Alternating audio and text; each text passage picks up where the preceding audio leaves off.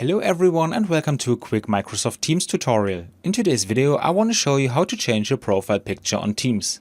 That is actually quite simple. To do this, I first open Microsoft Teams, and to change my profile picture in Teams, all I have to do is click on my picture in the top right hand corner. If I now move the mouse over my picture, I get the information that I can change my profile picture here.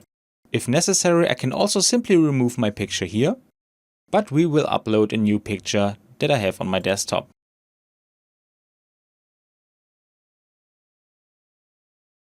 Once I have uploaded the picture, I click on Save, and I have already changed my profile picture on Teams.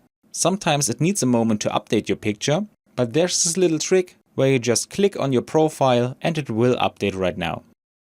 And that's all you need to know. I hope you enjoyed the video and I will see you again in the next tutorial. Until then, your tutorial guy. Bye.